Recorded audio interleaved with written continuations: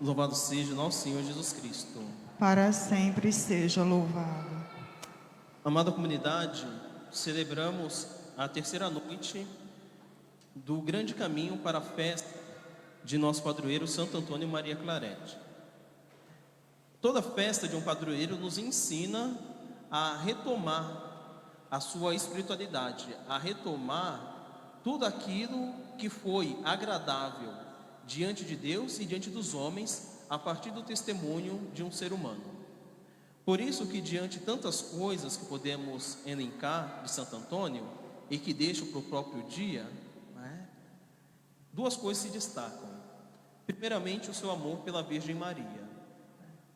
Ele, devotíssimo, a tal ponto de agora levar consigo o nome Santo Antônio Maria. Alguém que amou tanto a Virgem Maria que agora não quer levar Maria somente no coração, mas também quer levar no seu próprio nome.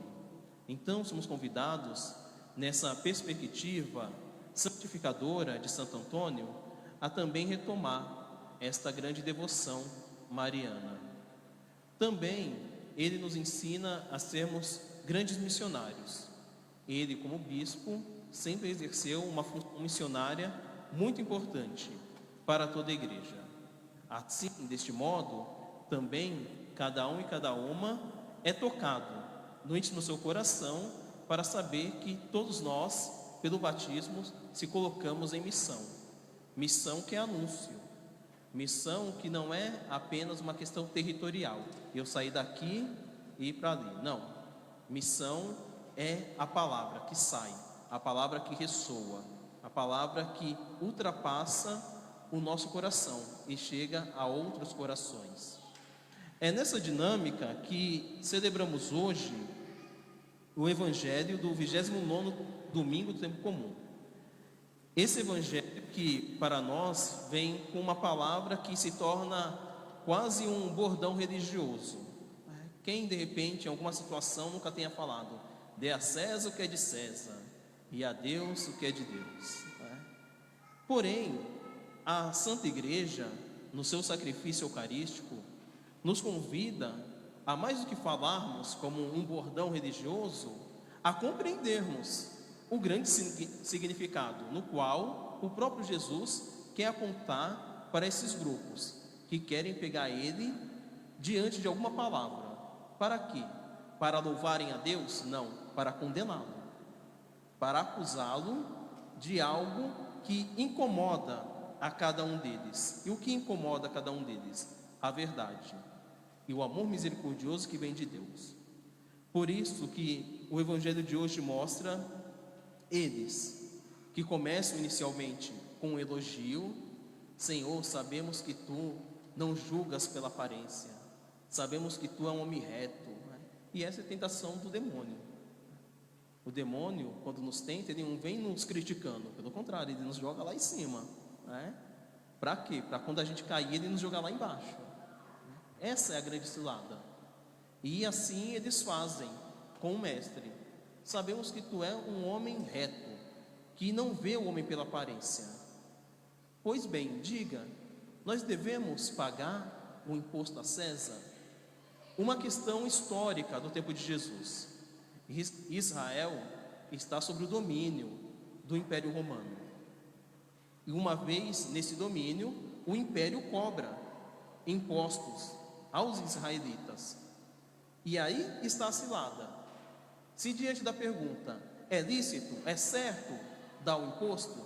Se Jesus diz: sim, é certo dar imposto a César, eles iriam acusar Jesus de ser um grande traidor da nação. Ele ficaria muito mal aos olhos do povo judeu. Porém, se ele fala não, ele fica mal com o império. O império vai olhar para ele e vai falar assim: olha, devemos acusá-lo porque ele é um rebelde, ele fala contra o império. E ali Jesus nos mostra que ele não veio abolir a lei, mas ele veio dar pleno sentido, dizendo: de quem é a figura e a inscrição? E eles respondem: de César.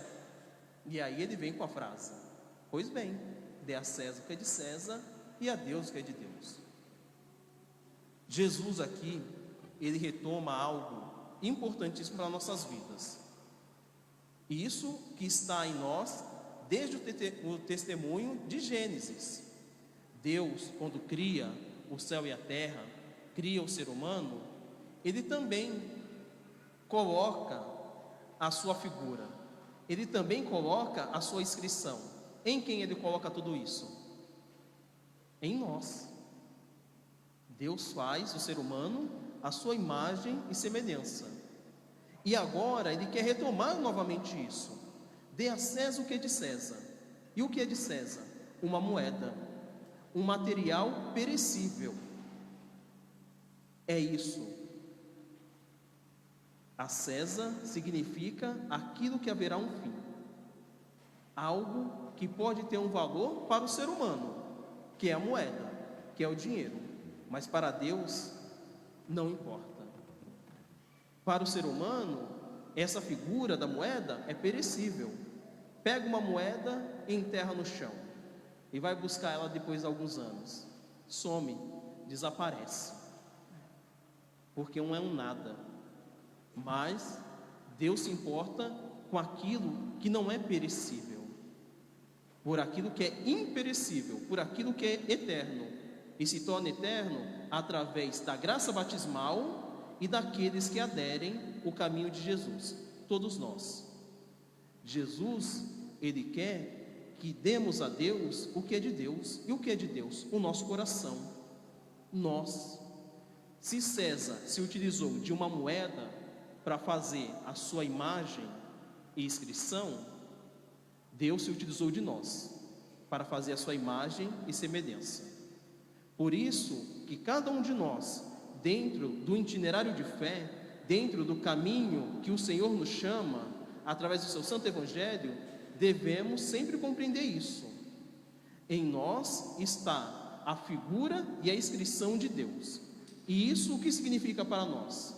Que nós carregamos com nós toda a potencialidade da bondade, da misericórdia, do perdão, do socorro, da palavra amiga, porque é em nós que Deus coloca a sua figura, é em nós que Deus coloca a sua inscrição, não em coisas perecíveis, que nos servem na dinâmica humana da vida, não na salvação eterna que vem de Deus. Os meios e os recursos nos ajudam, não nos salvam. O que nos salva é o próprio Deus, que coloca em cada coração a sua imagem e semelhança. Celebrar a vida de um santo é compreender isso.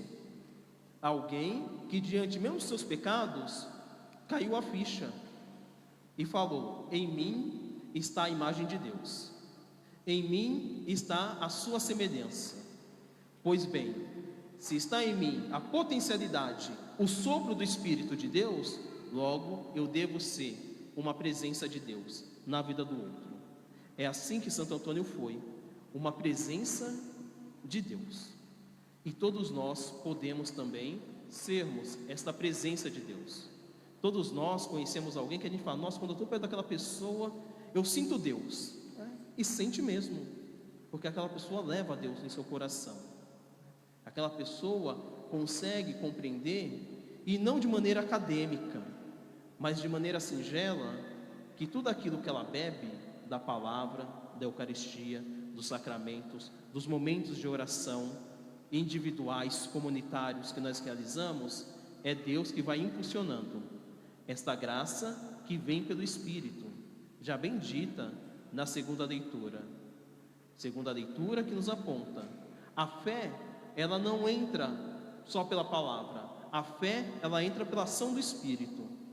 E isso nos faz recordar um outro santo, São Francisco de Assis. Ele que em certo momento da sua vida vai dizer para os seus companheiros: olha, quando vocês forem evangelizar, se utilizem de todos os recursos, e se for necessário, usem as palavras. O que nos salva, o que nos evangeliza é o testemunho de vida. Esse testemunho que é dom, e é dom do Espírito. E Paulo, se dirigindo a Filipenses, quer mostrar isso. A palavra, ela nos traz a novidade, mas o que nos potencializa na fé é a abertura ao Espírito Santo de Deus. Então, que cada um de nós nunca tenhamos medo de nos abrir à graça de Deus. Deus que sempre tem um propósito na minha vida e na sua. E esse propósito ele é dinâmico, porque ele é movimentado também pelas nossas vidas, pelos nossos sonhos, projetos e esperanças. Rezemos para que tenhamos cada vez mais um coração mariano e missionário, como Santo Antônio e Maria Claret, que possamos contemplar a presença da Imaculada Conceição, ela que sempre observa, sempre se sensibiliza por aquilo que falta na nossa vida e aponta para o filho: olha, filho, falta vinho, olha, filho, falta alegria, olha, filho, falta esperança, e Deus vai derramando através do seu filho essas graças, o dom e a graça de ser missionário.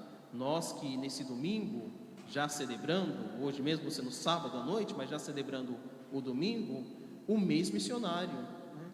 Tantos irmãos, homens, mulheres, jovens, que se colocam na missão, mas essa missão que, como dizia no começo, não é uma missão contada pelos quilômetros percorridos, mas sim pelos corações alcançados.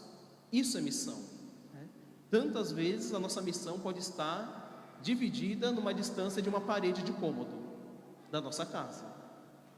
Às vezes a missão pode estar do outro lado da nossa rua, pode ser ali do lado, meu vizinho, minha vizinha.